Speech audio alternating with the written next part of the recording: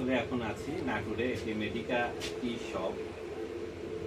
শুরু থেকেই রোজেলা চাটা এনারা করছেন, একদম দেশীয়। আমরা কিছুক্ষণ আগে ওনাদের বাগানটা ভিজিট করেছি, যেখানে গাছ থেকে এবং তাদের স্প্রায়ার দেখেছি, যেখানে এটা শুকানো হচ্ছে।